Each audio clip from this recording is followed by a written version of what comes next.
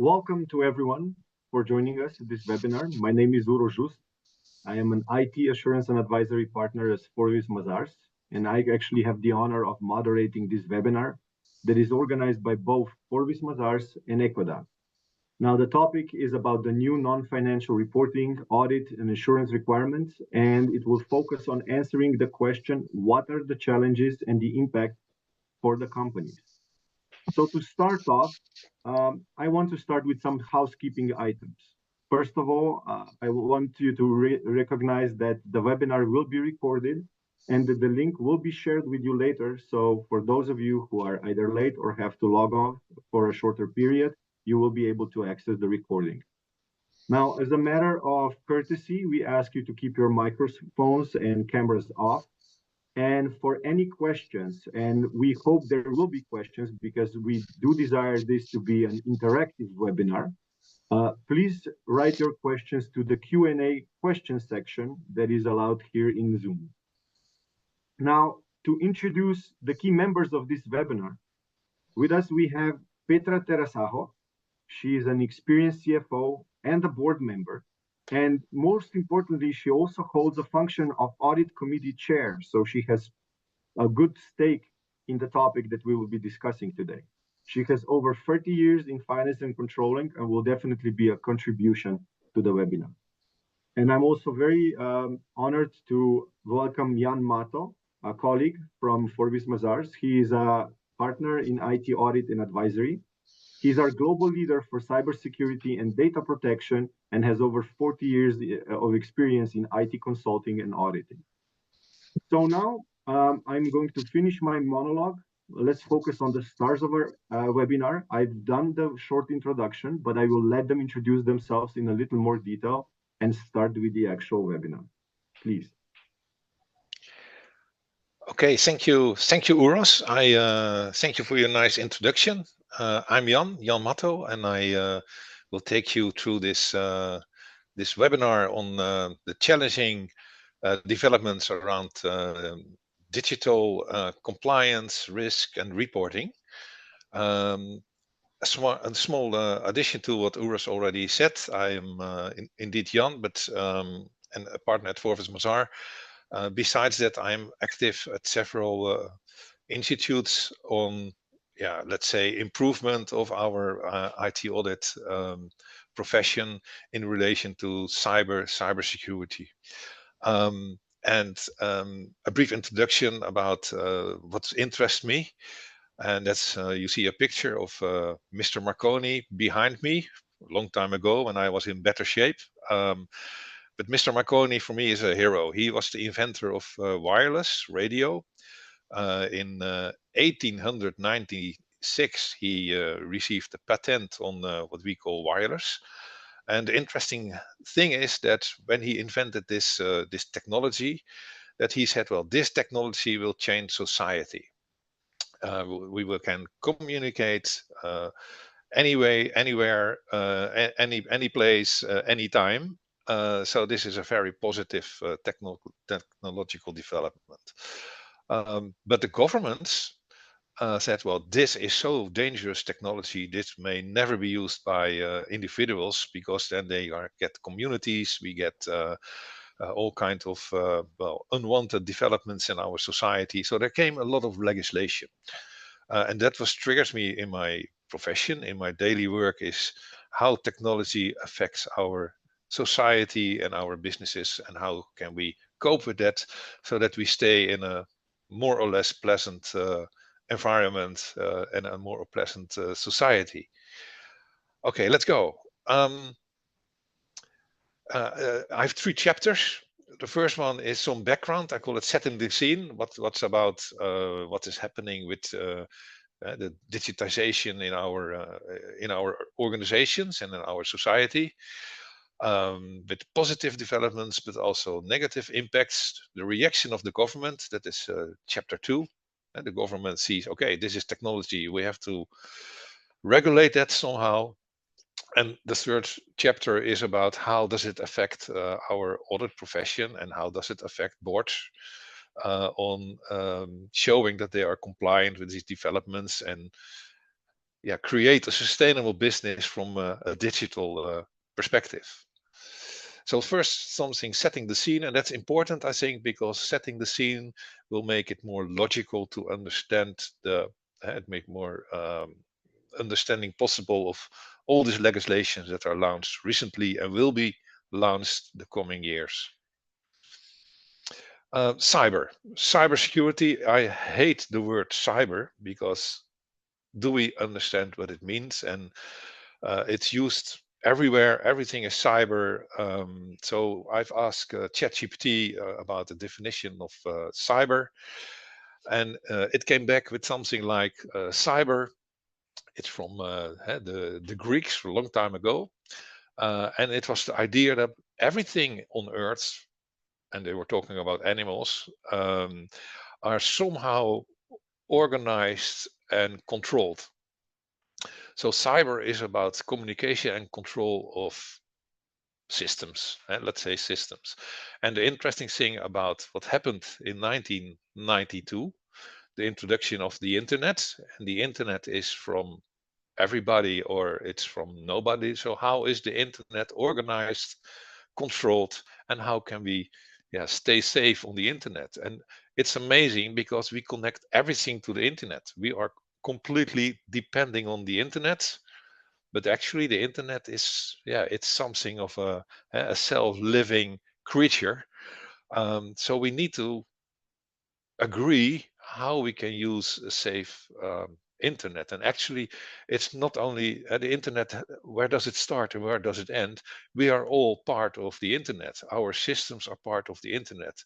I think, well, not everything, but many computers we use, many products we use, many things we use are some way connected to the internet and it's part of the internet. So that creates a challenge because our organizations are depending on the internet. We are part of the internet, but we also see that we as individuals, our society is also connected, and it has impact on our well-being. So cyber, it's a difficult definition, but cyber is about how do we get in control of this connected world. When we have a brief history of IT, and I explain this because I believe and I see still that the IT development the last years go very fast. But the way we're thinking about risk and the way we manage the IT risk is is lacking behind. Um, so the first systems were focusing on financial systems. The first standard software package was a general ledger system. And bookkeeping is already invented a long time ago, and it's a very stable process. It's already here for 400 years. After that, we introduced IT to be more efficient, to reduce labor. So that was more focusing on processes and efficiency and logistics, our operations of factories, etc. You see here the wording operational technology. It's a hot topic because we are still working on connecting machines to, well, let's say the internet. But these processes are rather stable. So financial 400 years, process logistics maybe 4 to 8 years, and then we need to innovate and change it. So far so good. Phase 3, the introduction of IT for commercial purposes and to connect IT in our services and products, and IT becoming in the front of our markets. We use IT to communicate with our markets, and that changed a lot because the commercial people, they are thinking in time to market. So the financial people are more conservative. They want structures, they want stability. The operational management and the operational directors, they want efficiency in logistics, but the commercial board members, they want time to market, changes, fulfillment to several different product market combinations with different processes. So the complexity of the IT we use there is much higher than a financial system. And the dynamics, the risk we create, because all the changes we introduce there, these kind of systems need another approach of governance. So far, so good. We are still in control.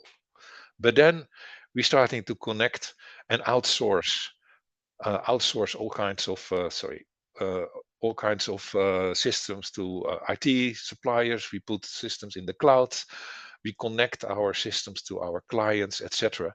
And then it changed because we are not completely in control. What is the IT doing? What we use from external partners. So each level needs its own type of governance. And I call it the loss of IT governance. And that happens. So the loss of cyber governance. Um, and that introduces and make one of the reasons why our government states, okay, we created now risks in complete sectors in our society, and we need to manage those risks to an acceptable level. Interesting, looking at boards, who makes the decision about IT? Is it the financial board member? Is it the operational manager? Is it the commercial director? Or is it our clients who make decisions about what IT we use? Okay, so that's interesting thing about governance. Okay, let's go.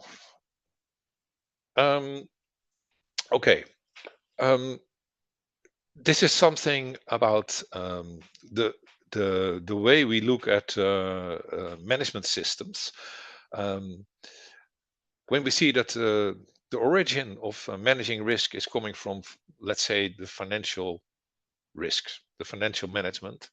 Um, and what I try to explain is that the management of IT risk on other levels needs other approaches. And what I see, and I don't think that's a very good development, is that we're still looking at if our management system is okay, we have the procedures in place, we are compliant, then the IT system will be secure.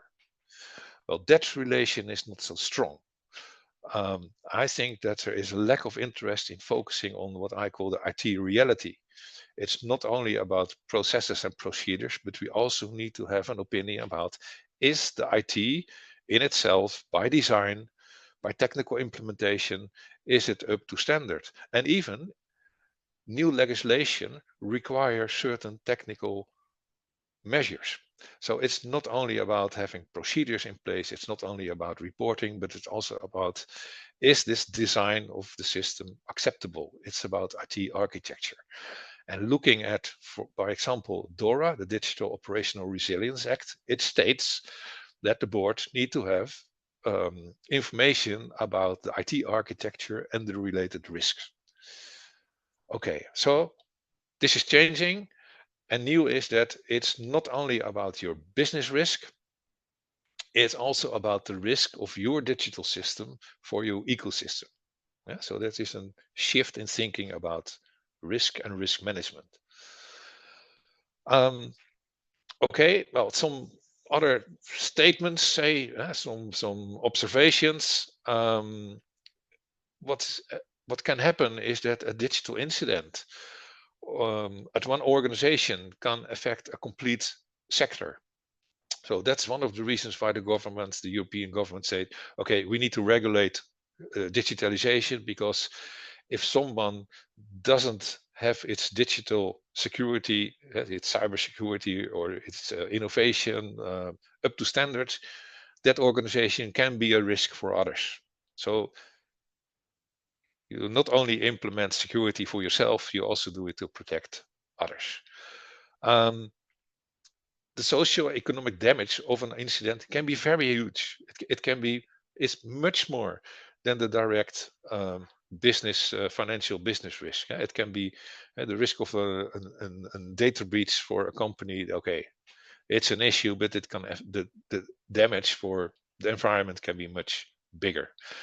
And that's something we need to change, because I believe that risk management often is too focused on their own business risks.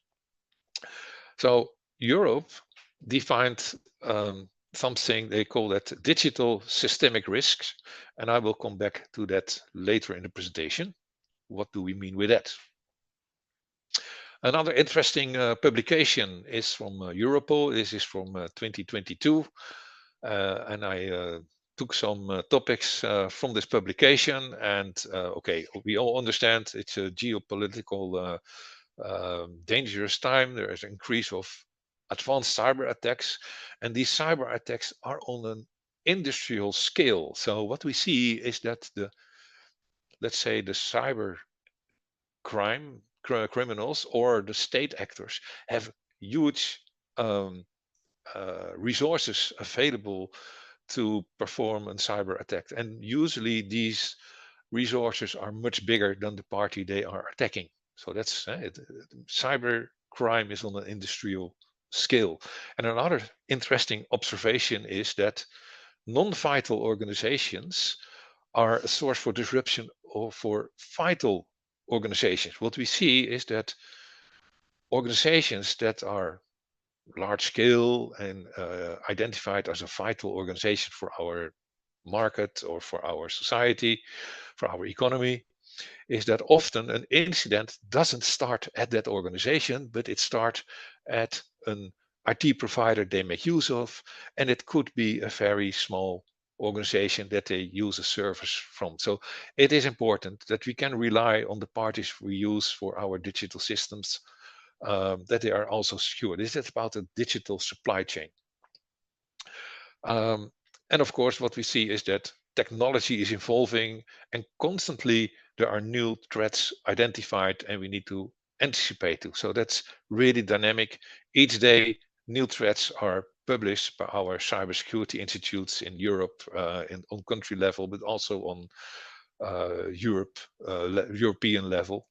That the latest insights of new threats are published there, and we need to follow that. So it's a day-to-day monitoring of new threats and to anticipate to that. That was about setting the scene. I hope you are not too much, let's say, I hope I don't make too much uncomfortable for you about all these developments. Hey, thank you, Jan. I would like to give one example and also then ask you one question.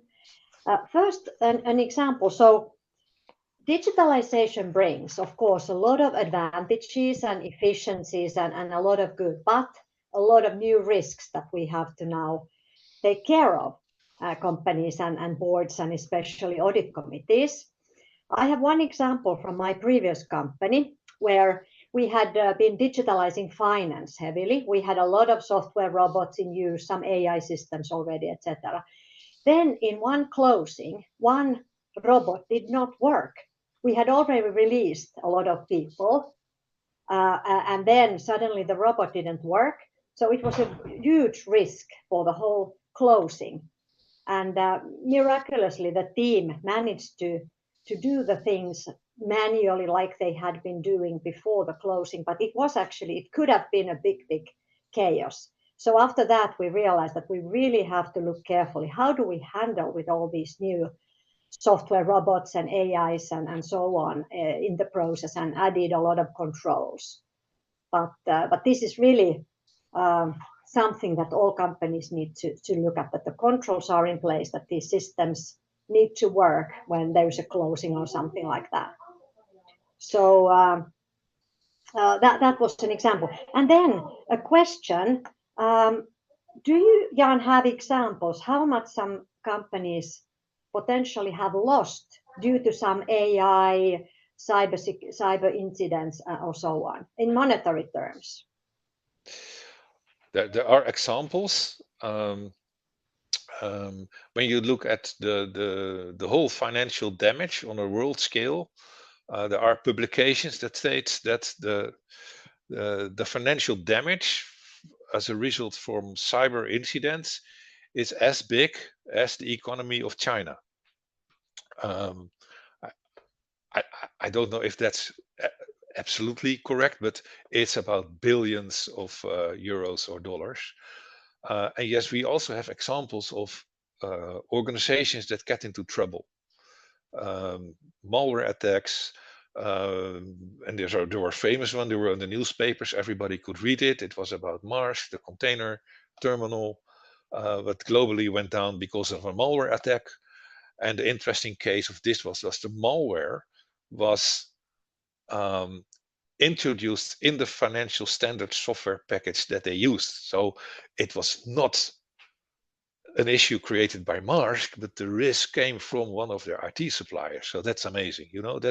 That's tricky. And I recognize also your story about the robots, and I can tell you something about Mazar because I'm from Mazar. The result was not an incident, but I discovered that in our cantina, there was a white box on the floor, and it was a mouse trap. And on the mouse trap, there was a Wi-Fi sign. So I asked to our manager of the canteen, what is that? Yeah, that's a mouse trap. Yes, but it's connected to our Wi-Fi. Yes, that's correct. If a mouse in the mouse trap, the doors are closed, the mouse is killed, and there is an email sent through our network to Rentokil, there's a dead mouse at Mazar. I said, okay, but how is this protected? Do we know? Does it have a password? So the problem is that the human scale of this is gone. You need to use digital tooling to discover what is in your network. You cannot rely on a list or a print for, okay, guys, here you have a list of our IT. No, you have to scan your network. You need to use digital instruments to understand what is there. And is it protected? Is it up to standard protected? I hope it gives a bit of an answer, Petra. Yes, thank you, Jan. A lot of new things we need to take care of in companies and boards. Thank you. Yes, and actually, what Europe is doing, what the government is doing, they try to push forward with legislation that we come to action and take the right measures. So that's the next chapter. What are we doing about it? Well, the government said we create legislation to get a process in place that we are more resilient against cyber risks and cyber incidents. So that's we going now a more deeper dive in what is going on, and I cannot tell the complete story because it's too much. Just I give you some highlights, examples. Okay, ChatGPT. Oh yes, I like it. Systemic risks, because Europe published in several legislations a list or description or systemic risk. So it's good to understand what is a systemic risk. We ask ChatGPT, and well, we get an answer. Okay, the most important part of it is that um, to give an explanation about systemic risk, you have system risk. That's a risk of a system in an application or a server or whatever. You have systematic risks that are repeatable risks that can occur in the same type of systems. But a systemic risk is something else. That is that an incident doesn't affect only the system that is directly involved, but also has effect on other domains, on other environments. So a systemic risk can bring down a whole sector. It can bring down maybe a society or at least an aspect of a society. So these systemic risks, they are really to protect our markets, to protect our society. And the interesting thing, because everything is connected, that is that a small incident, the mousetrap at Mazar, could trigger a much more bigger incident and maybe even affect our clients in the end. Luckily, it didn't happen, but theoretically it could be the case. So a small incident could have a very high impact on other systems, much wider than your digital system. And Europe made a list, and this is coming from the Digital Services Act, the DSA. The DSA is an amazing legislation. It's focusing on digital platforms, search engines, marketplaces, and the highest requirements are until now only applicable for organizations that have more than 50 million users per month. Okay, that's a lot, you think, but they are there and they are published. There's a list, and you have to think about Facebook, Pinterest, but also marketplaces, etc. And it states that the Digital Services Act states you need to audit. There's an audit a delegated act with an audit, a mandatory audit requirement, external audit requirement, and also a requirement that you make publicly available how you reduce the systemic risk. And what is it about? It's about undermining of democratic processes, so that you act when you see that data is manipulated, is intended to use of undermining democratic processes. You need to moderate it. You need to wipe it. Fake news, but also breaches of intellectual property, etc. I've wrote down the list here. It's also about human rights. So what are these organizations doing to to protect themselves against unwanted discrimination, exclusion, etc. So they need to publish each year what data did they moderate, what did they wipe, did they inform the parties that were involved, etc. And there is a complete audit instruction, and it need to be on the level of reasonable assurance. So that's something that is really a game changer. For now, only for the very large platforms. It's mandatory. For other platforms, it's not mandatory, but you still need to comply to these to protect these risks and to act to these risks. And what is also amazing, that when you look at ESG and the ESG reporting, these kind of topics are not covered in ESG. So this is something, but I expect it to be included in the ESG reporting. It is not. This is an addition, and it is more focusing, of course, on specific sectors or specific applications. Okay, enough. Systemic risks. When you look at the legislation Europe already published and already started and is will be coming into force in this year and the next years, I call this an artist's impression. We made with our team a brainstorm session and said, okay, what legislation has the most impact on our society, most public interest, and what legislation does affect the reporting on digital risk and IT audit?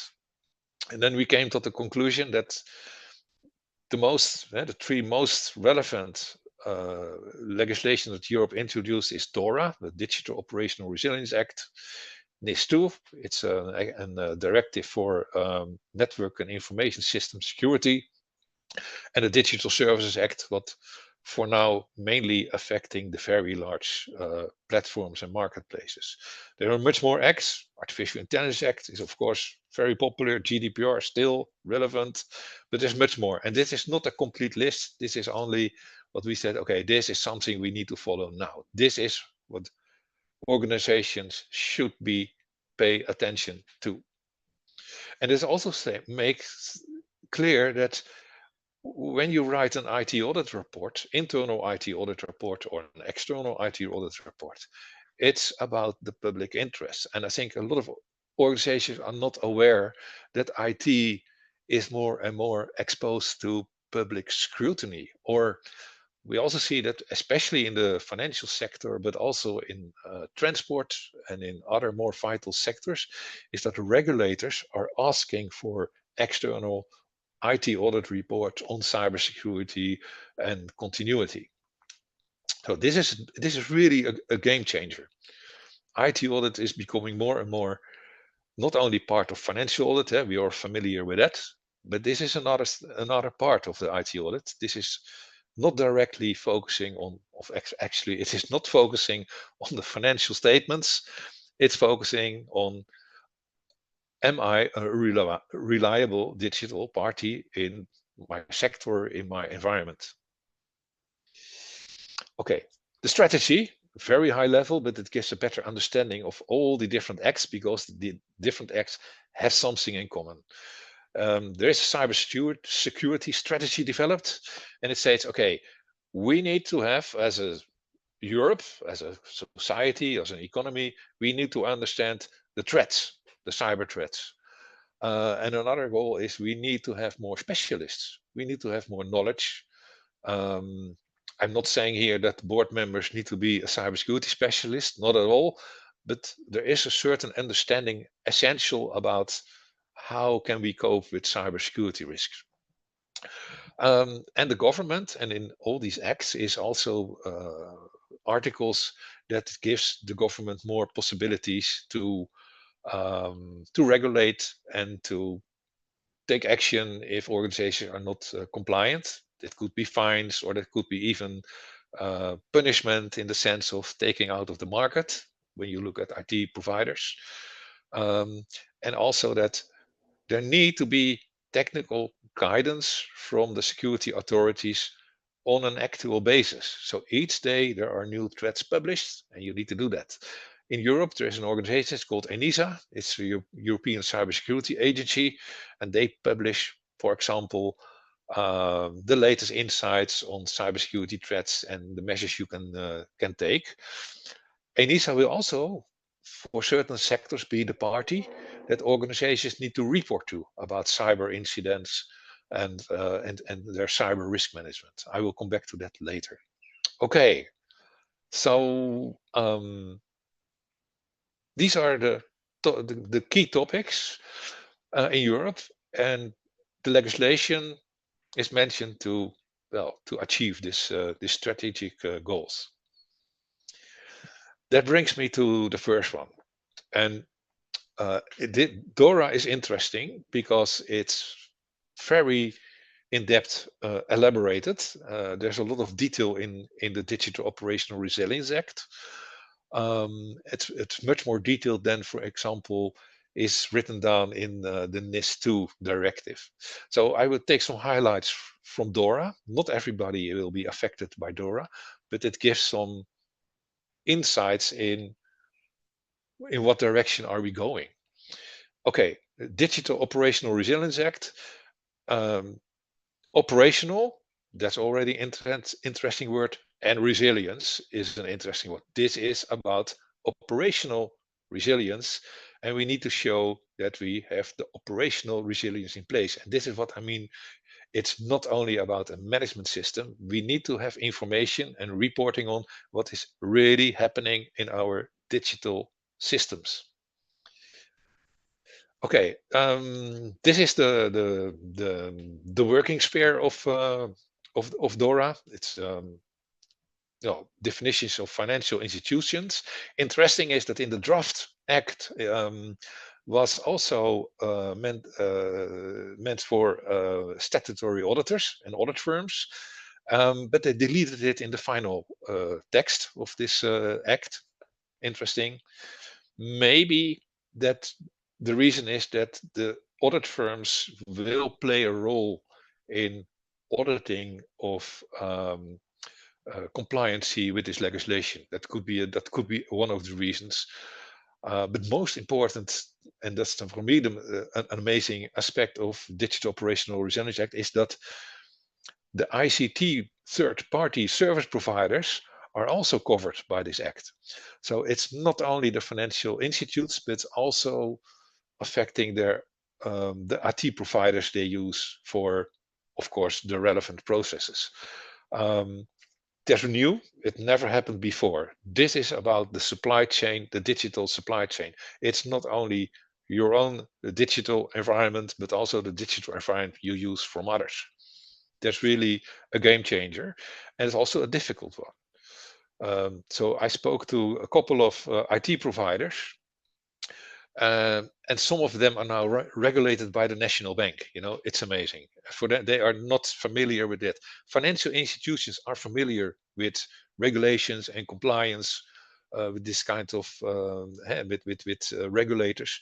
For IT, it is new. It's really new. And there's also that in the discussions between financial institutes and IT providers, there need a lot of things to get organized and to get a better understanding of what we want of each other. Okay, DORA. For the boards, there is in DORA a very clear definition about the responsibility of the board members. The board is responsible for, of course, for following this legislation and for managing the IT risk. And the articles 5 to 16, there's a very precise definition about what kind of information need the board to do their job on this risk management. So there need to be a risk assessment focusing on the digital risk, but not only your own business risks, but especially taking into account the risks of an incident for your clients, your environment. So that's a bit other approach of thinking about risk management. And there need to be a control framework in place and to be evaluated each year, etc. So that's well defined, but especially the responsibility of the board is defined here. So there is action necessary. And another thing is incident management and classification and reporting. I have some more slides. Maybe I will skip them. But what it states is if there is an incident, you need to report it to the regulator or other institutes that are created to collect the cyber incidents. And there's a whole scheme for how to classify these incidents. So that's something that needs to be in place. Well, a third pillar is testing, and that's about operational resilience. That you need to make clear that you test your cyber security on a regular basis, and also that these tests are designed based on threat intelligence. Things like threat intelligence based penetration testing is part of DORA if you need to comply to DORA. The pillar 4, that is really a big one, that is about third-party risk management, and there are description in this legislation what kind of appointments do you need to make with your IT providers so you can manage the risk. And there's a very interesting one. It states that you need to test an exit procedure so that you can switch from IT provider if an IT provider doesn't comply. You need to have the possibility to get rid of it. Well, that's a difficult one, but the most interesting statement here is you need to test it.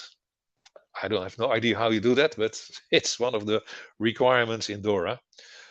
And the 5th pillar, that is about information sharing, and that is that there are organizations created to share information about IT risk and IT risk management, best practices per sector or per category of financial institutes. So if you're affected by this kind of legislation, it is good to see if you can connect to one of these information sharing institutes. Okay, that's about, yeah, and of course, proportionality, that is very relevant because DORA, you have the DORA Act, but there are a lot of addendums to it, and I will show you some of them. But you may always think about, is this measure proportional in relation to the risk and the costs? But you have to explain what you are doing based on this analysis. This is about proportionality. They said, okay, if you don't have an all too big impact on your environment, on your ecosystem, a simplified IT risk management framework is acceptable. But if you in the category of the more higher risk, this is rather elaborate to create this risk framework. Okay. Yeah, maybe one thing is that the risk framework is, we are often used to think about processes, but you have to take into account the risk of your IT infrastructure. So it's not only about the risk of a process, it's also the risk of the design of your system, for instance. So if you have a great segmentation, reducing cyber risk, you have to take that into account in the assessment of your architecture. That could be part of your risk management framework. Okay, a deeper dive. what's happening is that there are what they call regulatory technical standards and regulatory implementation standards. They are giving sorry, was there a question or just Yes, Jan, I just wanted to interrupt and say that we have a question, and that is, which will be the impact on the skills of the board members as well as the ESG? okay? Well, the impact on the board members is first, they are liable, they are responsible.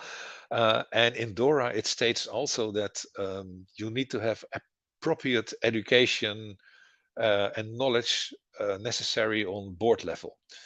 That doesn't mean that the board members need to be cybersecurity specialists or IT specialists, but they need to have enough understanding of the risks for their organization and for their ecosystem. So there is a need to show that you put effort in to get the right knowledge on the level of the board.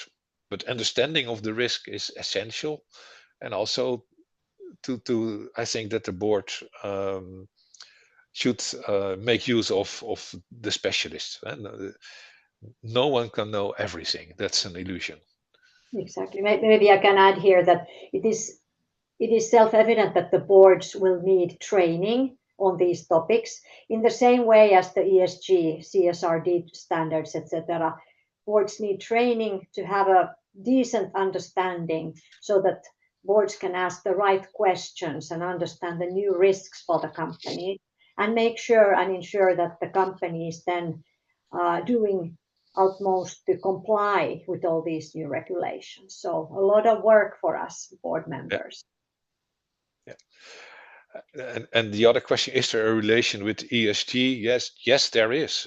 This is also about human rights. So, but I don't know. We spoke to GRI, the institute that developed the ESG reporting standards, and they said yes, but they don't go into such depth and the dynamic of this technology and the evolving technology. So this is not covered by the ESG reporting standards.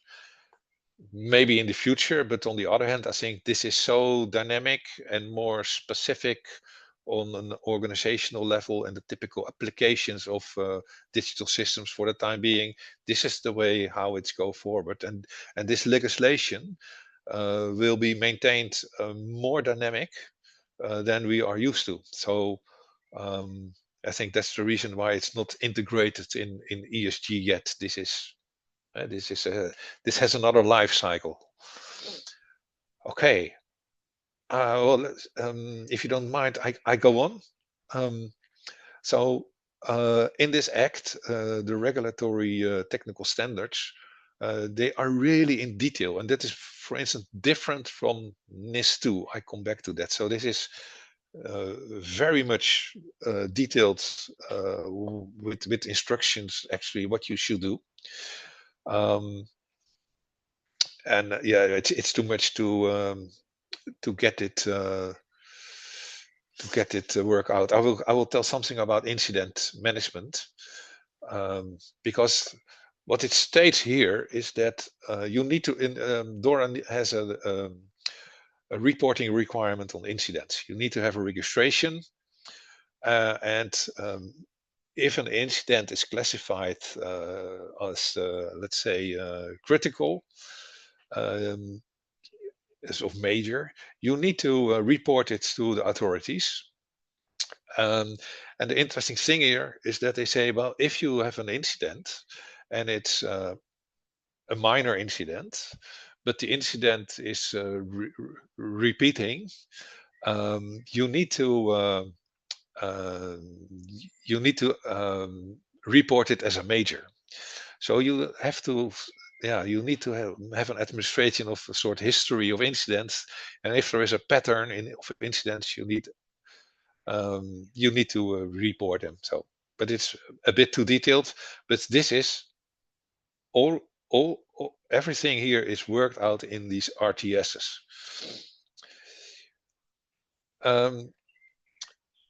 when you look at an incident, then you can take into account what is the impact of the incident on your clients, on your ecosystem. So the risk management, the risk assessment you have to perform from a digital perspective, you have to take into account the impact and the financial impact or social impact on your clients or economic impact, etc. And you need to quantify that.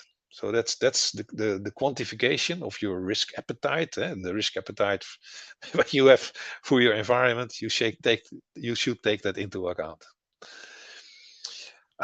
Okay, back to all these legislations, and to make things a bit more simplified, and not going in all the details of the regulatory technical requirements. But when you look at these acts, they have something in common, and that is something of a management cycle. But what you there see is that when it's about digital risks, it's always about testing, it's about monitoring and detecting. Incident management. So if you need to monitor your digital system to see if they are still safe, if there is an incident. If you cannot detect an incident, okay, yeah, you you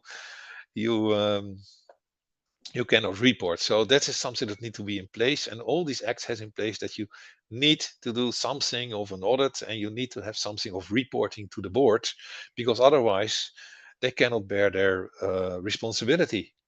So yes, all these legislations introduce a reporting stream from operational IT to the board in alignment with the risks that are identified. I think that is the key issue what each organization need to implement in this year and the coming years.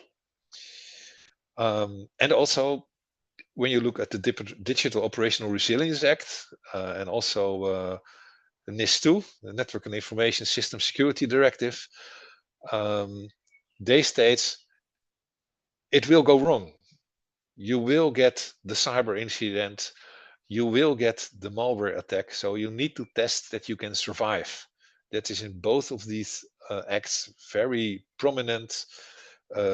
Testing of your resilience means surviving an incident. So that's something, and it's operational. You need to show that you performed these tests and that you are able to cope with these incidents and can report about it, etc.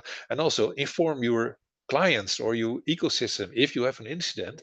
It could be also essential to inform others that you had this incident, and not only the regulators. Okay, ENISA and the information sharing analyze centers, we discussed that, so we go on. Much more other acts, we cannot discuss them, all of them, but there are interesting developments like the Data Act. That's about that Europe want to enforce that some data is shared between public and private organizations to improve innovation and to improve the market is still working. Well, we already discussed Digital Service Act. It's closely related to the Markets Act. Cyber Resilience Act, that is more on a product level. So they're becoming more and more products on the market, but actually are integrated with IT. So there's also a responsibility to deliver secure products, of course. And a NIS2 directive, something about NIS2. NIS2 is... Jan, before you move on to the next section, we have another comment. It says, great summary of digital regulations. My experience is that there is also way too little focus on one, integrating it risk into full risk map, and two, involving boards in testing of resilience and crisis handling. What are your insights and recommendations on this? The more holistic approach, or the more, if I understand your question well, I agree. I will come back in my presentation but to that, because I think that this is a great question. the point solutions, the point audits and the point testing, it's not enough. You need to go to a more integrated approach to keep in control on board level of all these different topics. And we did an investigation with our professional body under many boards and also regulators and the government. And it was very clear that there is a lack of integrated reporting to the board on all these kind of digital risks. So there is something to solve. And there is an initiative from our professional body that makes an integrated reporting standard for this purpose. And it's at the end of this slideshow, I will show something about it. Great question, and really something we need to solve. Otherwise, it will be elaborate and not effective. Okay, thank you, Uros. I go on if you don't care. NIS2, because I see that I have to hurry up. This presentation is a bit ambitious. Usually I do it in a day, and now we do it in an hour and a half. Okay. NIS2, we already had, it's the second one, so there was a first one, but that was just NIS. Now it's NIS2. It's new. There's something new in it, and that is that much more organizations are affected, much more sectors are affected by the NIS2 directive. It's different from DORA in that sense that there is more freedom for the European member states to implement it with some differences. So not each country will be exactly the same. Like DORA is really European. Here is some room for the member states to make choices. But in the end, many organizations in energy, transport, drinking water, etc., are affected. New is the wastewater government. All the governmental institutes need to comply to NIS2. But everything on the critical sectors, we have high criticality and we have critical sectors. There is some differences between them in this legislation. This legislation states that on the higher criticality, you have to report to the regulators on forehand, and the critical sectors have more administrative responsibilities, and the regulator could ask for it if there is reason for it to do it. But when you look at this, many organizations will be affected. Manufacturing, digital providers, of course, production, processing, distribution of food, etc. So many organizations need to comply to NIS2 much more than DORA. The sad thing is that DORA is very well detailed and elaborated in what to do. NIS2, not yet. So what the government on the European level stated is that they want to adopt what is already invented in DORA to adopt it in NIS2. So I hope that they will converge to one set of measures that we need to follow. Sometimes there's some misunderstanding of we have critical sectors and high criticality sectors. They also there's also mentioned in this legislation essential and important organizations. So we have something on sector level and on organization level. And if you are an essential or important organization, well, that has something to do with the size of the organization. Okay. The countries can make other standpoints on this and can appoint who is important and who is essential besides what's already specified in this legislation. Yeah, and we have another question, and that Yes. is, it says, I understand the need for regulation, but cyber risk is to develop quicker than the regulations. What is your opinion on that? I agree and I do not agree. Because the smart thing of this legislation is this legislation is a framework.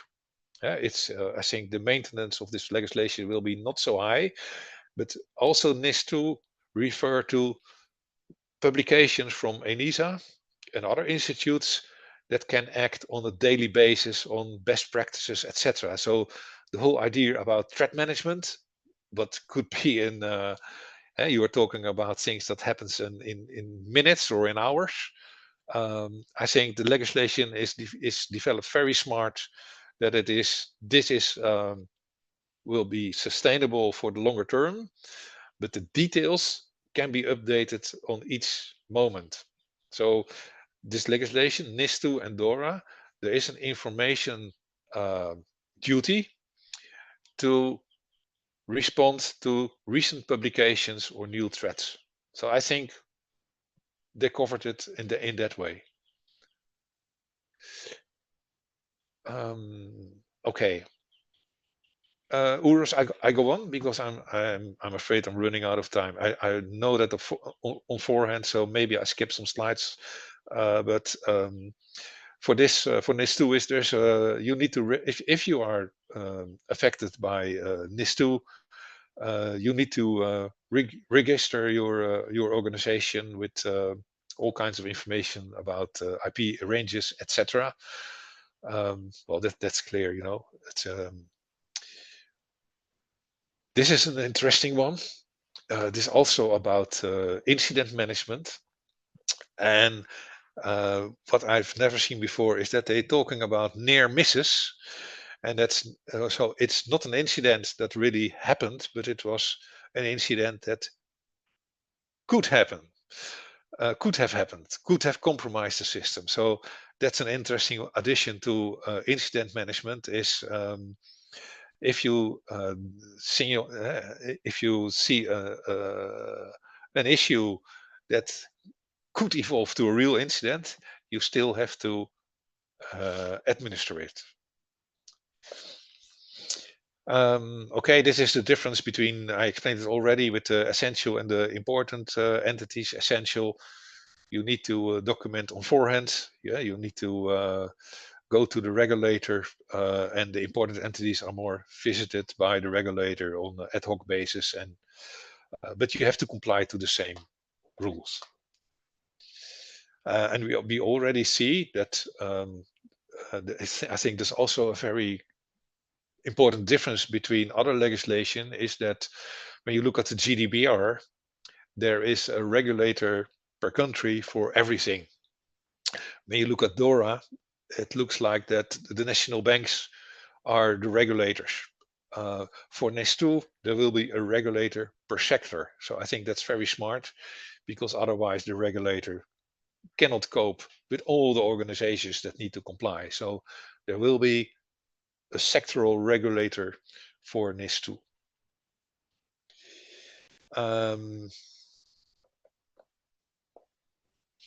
Let's see this. Yeah, this is really something for the board that is relevant. NIS2 is even more explicit about the responsibility of the management, the board,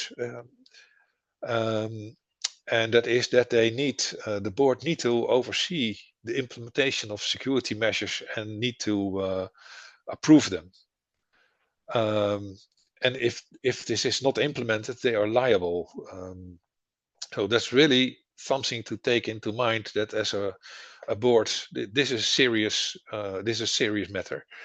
So you need to have something in place that you that's the risk assessment, the control framework, and the reporting of the operational effectiveness of the related controls.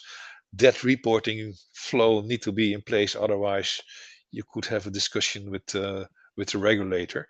What we see in the Netherlands is that it's very explicit that the national bank requires reporting on a standard form they defined about how this is working. And even sometimes, if they have doubts about the reliability of the reports, they ask external auditors, IT auditors, to give an opinion about the reporting on cybersecurity.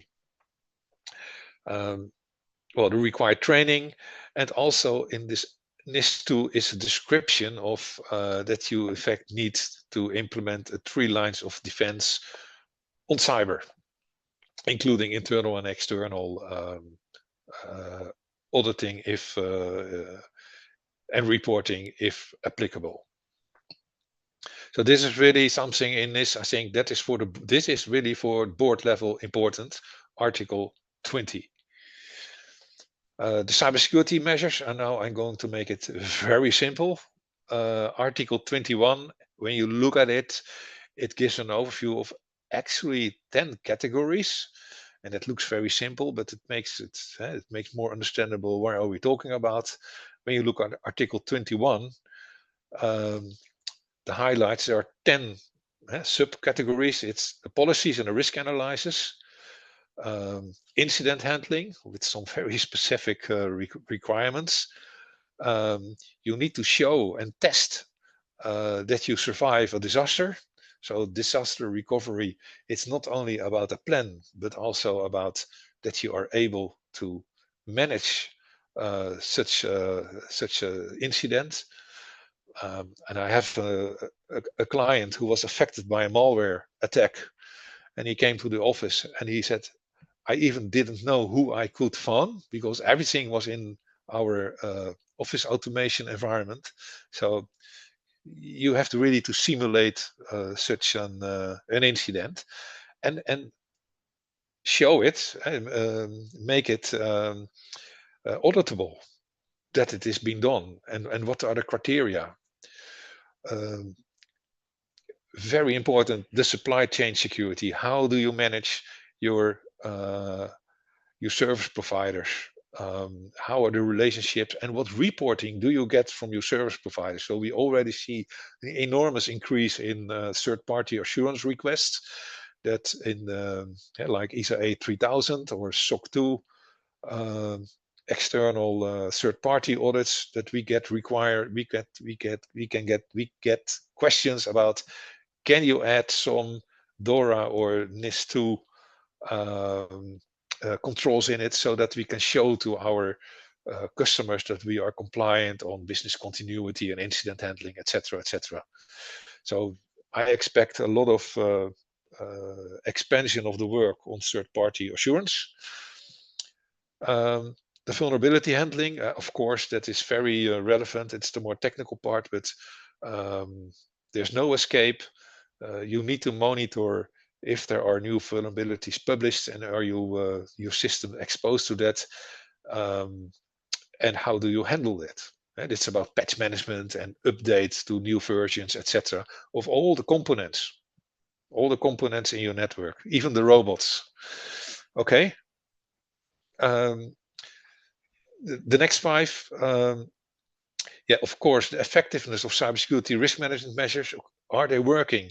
Because cybersecurity, let's say it in another way. You cannot switch off the internet. You can switch off your laptop, but your data and your applications probably are in the cloud and are still working. You cannot switch off the internet. This is an illusion. So it's about measuring continuously the effectiveness of cybersecurity. That means incident, intrusion detection, intrusion prevention, monitoring network traffic, etc., and reporting from that. It's the substantive reporting coming from the operational level. It's about operational resilience. Okay, well, basic cyber practices, no problem. There are lots of best practices and standards published. Cryptography, very important. It's a mandatory measure. And of course, human resources. Do we have reliable personnel, reliable staff? And simple things like multi-factor authentication. These are minimum requirements you need to implement. I go very quickly and very high level, but it gives you an idea that actually we are talking about 10 categories of cybersecurity measures. It looks simple. It is not, but it looks simple. Okay. Yeah. ENISA is the organization in Europe that is collecting all these cybersecurity information, incidents, and they will come with advice for what kind of measures should be upgraded, etc. So ENISA is also the party that will collect all the cyber incidents, evaluate, and will publish their vision on how to act to maybe new threats of new risks that are discovered. So you need someone in your organization that follows these developments and these publications. Yeah, there's also in NIS2, it's a bit amazing, but when you look at the IT providers, especially them, there is a risk that you are, yeah, how do you call it, earmarked by the government. As it's this legislation gives the possibility for the government to, what is it, to blame and shame. So if you are a high critical organization, you first have to contact the regulator if you are allowed to work with a certain IT provider. So the IT providers, there will be a list of reliable and maybe unreliable IT providers, and you don't want, as an IT provider, not on the list of unreliable. The reporting obligations, okay, it's about incidents. They must go to the local cybersecurity institutes, and in the end, it will be collected by ENISA. So it's cross-border. It's really a European overall collecting of information. Okay, yeah, this is about timing. About when you are aware of a significant incident, 24 hours. And after 72 hours, you need to give an update about the situation. And even if it's solved at the end, you need to deliver information about the impact and the mitigation measures that has been taken, or maybe if it's still ongoing, how do you cope with that? So the reporting about incident is really that the regulator want to follow what is happening with an incident, how is it followed up, and are there lessons learned that could be shared or should be shared with other parties so they don't come in the same situation. That's really about knowledge sharing. And that's also the source that ENISA can come back with advice to a wider group of organizations to take countermeasure to the source of such an incident. So it is important that you create a function somewhere in your cybersecurity management that this communication with these institutes is organized and that you get the latest information to protect yourself. It's sharing, and it's also about taking action on the latest developments. So the question earlier about does this legislation stay up to speed with all the digital developments and all the new threats and risks? Yes, that's just the idea that this legislation will be actual anticipating on the latest threats and cyber developments. Okay, well, we have some new questions for you. The first one is NIS2 directive already implemented in the EU countries? The NIS is not yet implemented. It will be implemented next year. But not all the EU members are on the same speed. So there could be some differences on the monthly level, but you have to take care that I know in the Netherlands the government have an issue. They state now that it will be come into force in 2025, somewhere before the summer. But other countries are already earlier. So it's not one date. And I thought it was, well, I don't know. I thought it was the first one the idea was to do it in October this year, but I thought it was delayed a bit. So, but you have to work on it now. That's clear. It is now, the call for action is now. And we have a second question that says, what is considered a significant incident warranting reporting to the Institute? The significant incident is the impact on your ecosystem. So if you are a vital supplier, like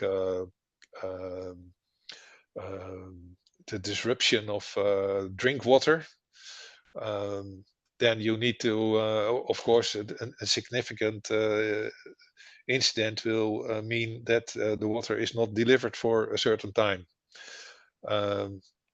So it will be different per sector, but there are not very clear criteria about significantly. It's more about that you will have an understanding of your risk management, of your role in this society or your role in the sector. So maybe you can calculate it in euros. If business are stopped during a certain time, there could be a calculation of, okay, if 50,000 businesses are affected because of an incident in Facebook that happened a couple of years ago, that web shops were making use of Facebook for access by customers. Yeah, that was a significant incident. But of course, there is room for interpretation, I'm afraid. That's all we have for now. Okay, I want to go to the okay, this is here very briefly, Artificial Intelligence Act, because everybody is talking about AI. Yes, there is an Artificial Intelligence Act, at least the text is there, it's not implemented yet. But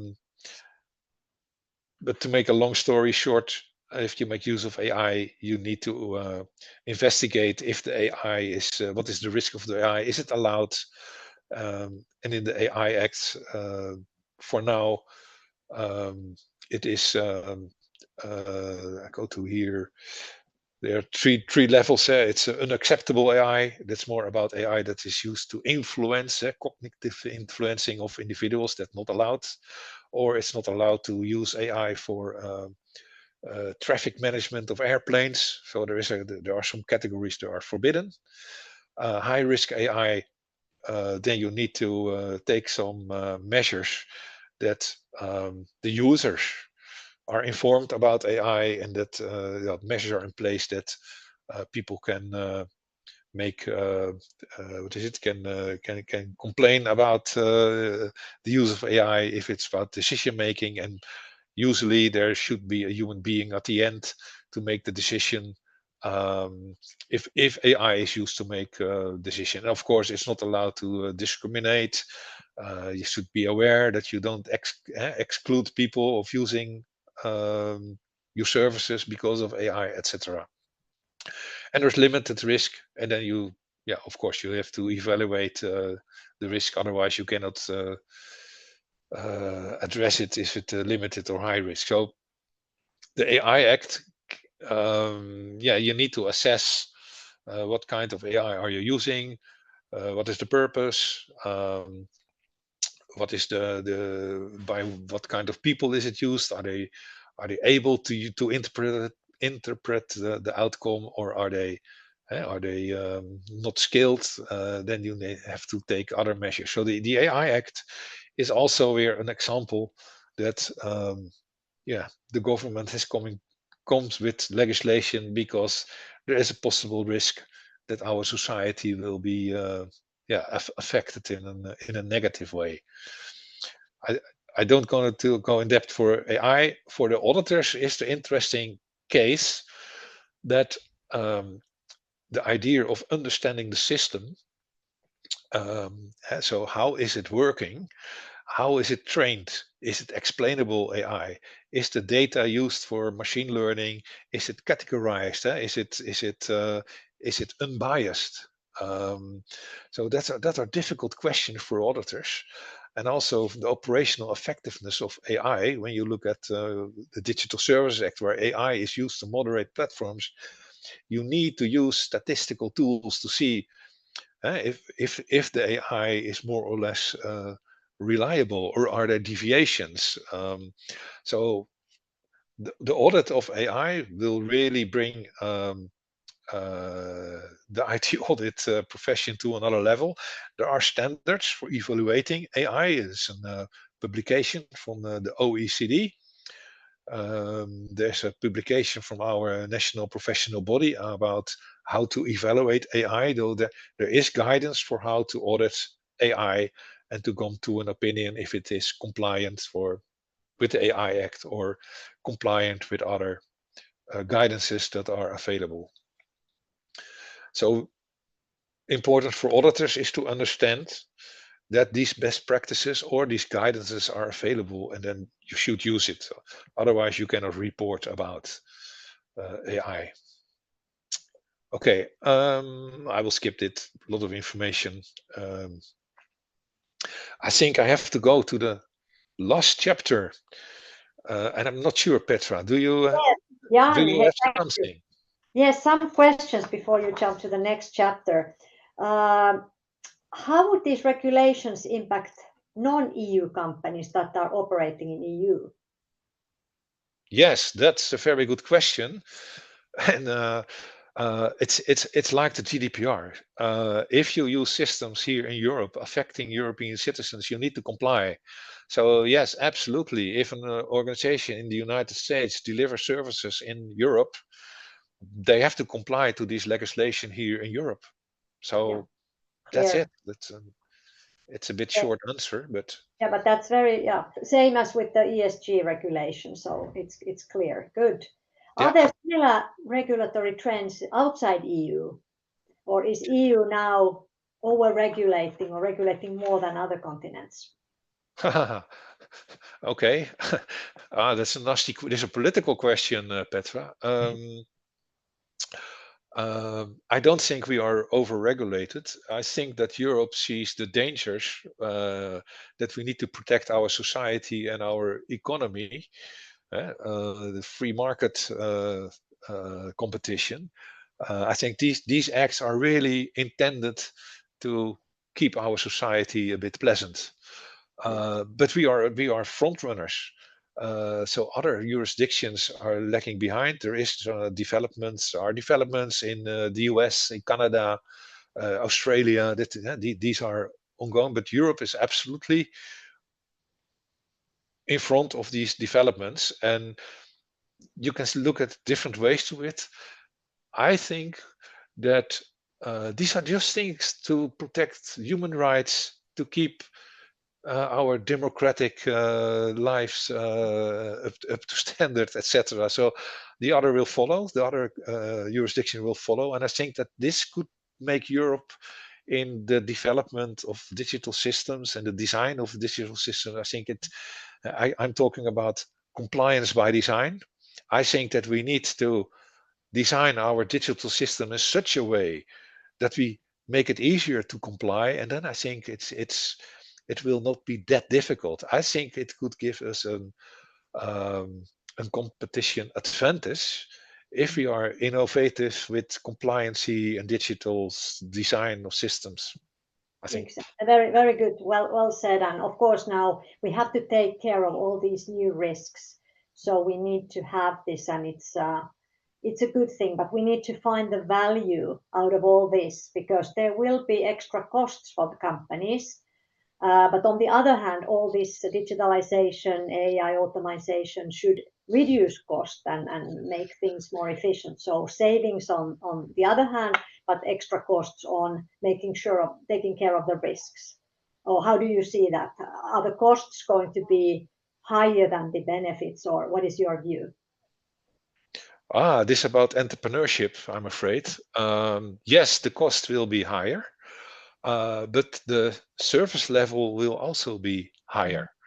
That's one. And when you look at IT, that what you see is that, and I spoke to a large hosting provider, that actually their clients don't want to pay for the IT.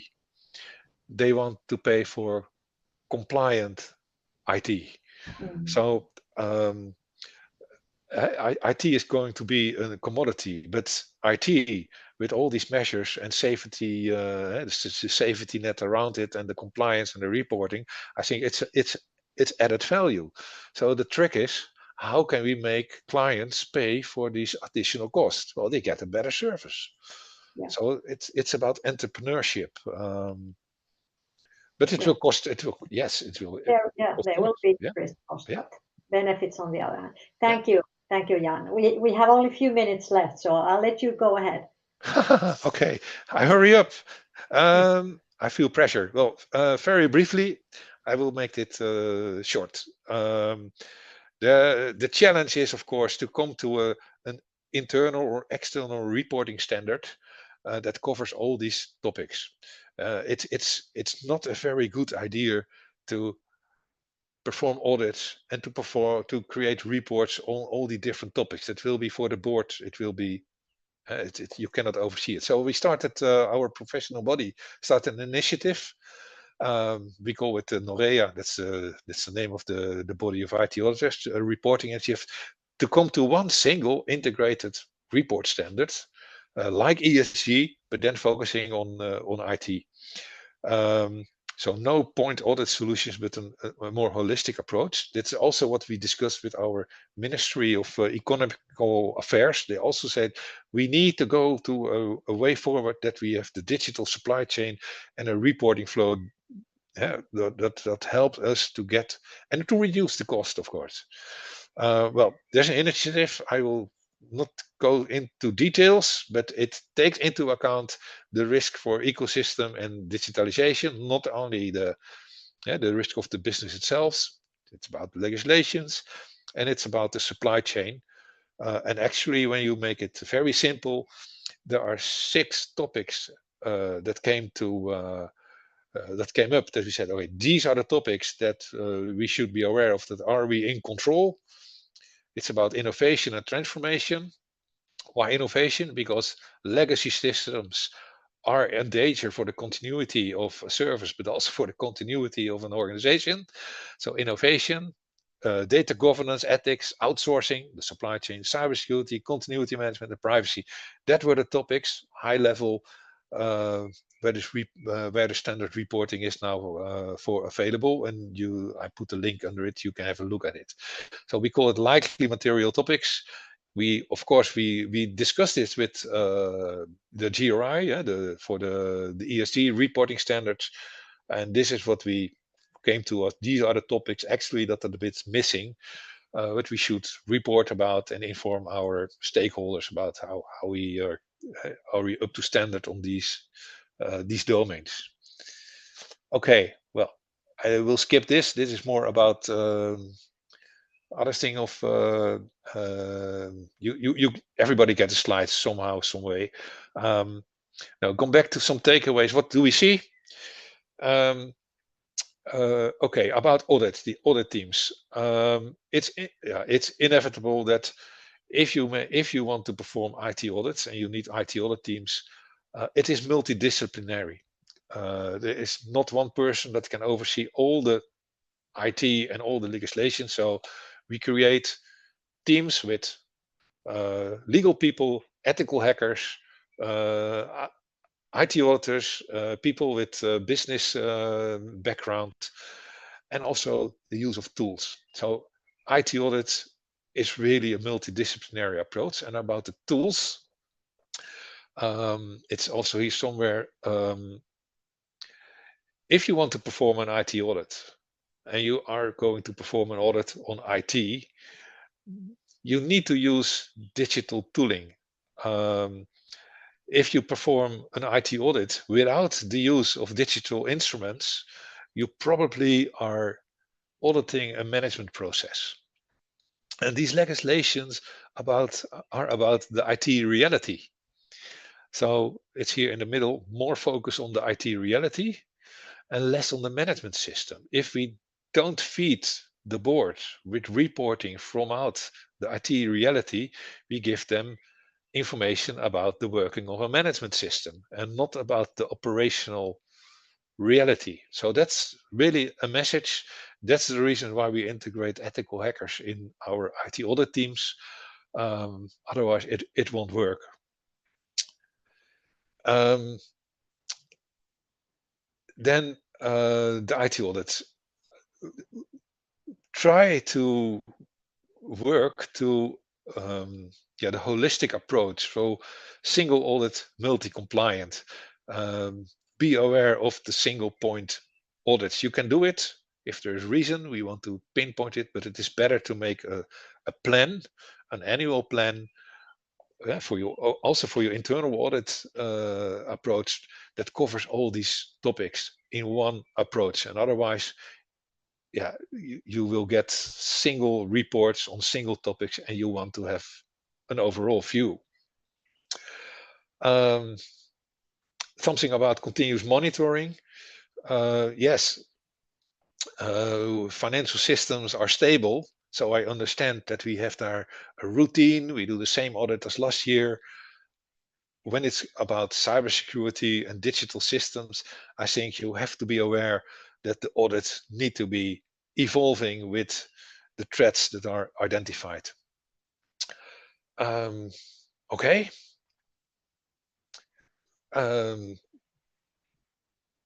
Okay. Knowledge at the board level, on the right level.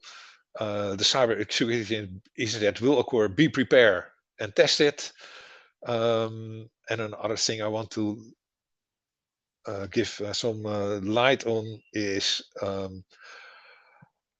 what we see happening in our practice is that there is an enormous increase of requests on third-party assurance.